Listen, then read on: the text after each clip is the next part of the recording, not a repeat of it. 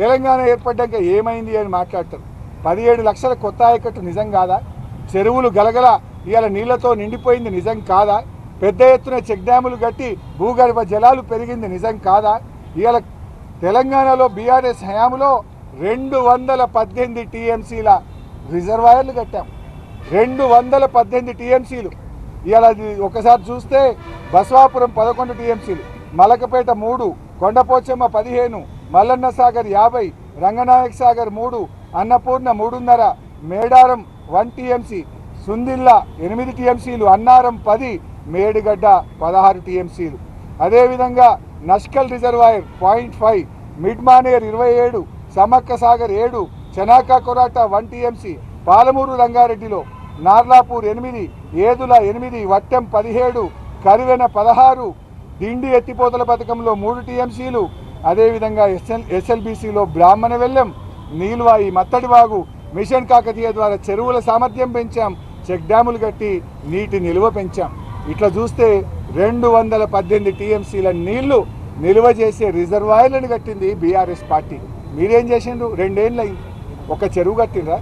ఒక్క చుక్క నీళ్లు ఎక్కడైనా ఆపిండ్రా? ఒక్క ఎకరానికి ఎక్కడైనా కొత్తగా నీళ్ళు ఇచ్చిండ్రా? మీరు మా మీద మాట్లాడతారా? ఇదంతా కూడా తమ ఫెయిల్యూర్ను, తమ తప్పిదాలను కప్పిపుచ్చుకోవడానికి చిల్లర ప్రయత్నాలు చేస్తూ ఉన్నారు, బురద జల్లే ప్రయత్నం చేస్తున్నారు. ప్రజలు అన్ని విషయాలు గమనిస్తున్నారు. మేము చాలా ఓపికగా అసెంబ్లీలో మాట్లాడాలి, క్లారిఫై చేయాలి, అన్నీ చెప్పాలని మరి మేము ప్రయత్నం చేస్తే మా గొంతు నొక్కారు, మాకు మైక్ ఇవ్వలేదు. నిన్న కూడా స్పీకర్ గారిని కలిసి ఇవాళ కూడా మా సభ్యులు చెప్పారు, 8 మంది ఉన్న వాళ్ళకు 7 సభ్యులు ఉన్న వాళ్ళకి ఎంత టైం ఇస్తున్నారు? 38 మంది ఉన్న బీఆర్ఎస్ పార్టీకి ఎంత టైం ఇస్తారు? ఒక్క సభ్యుడు ఉన్న సిపిఐకి ఎంత టైం ఇస్తారో మరి దానికి అనుగుణంగా 38 మంది ఉన్న మాకు టైం ఇవ్వాలి కదా.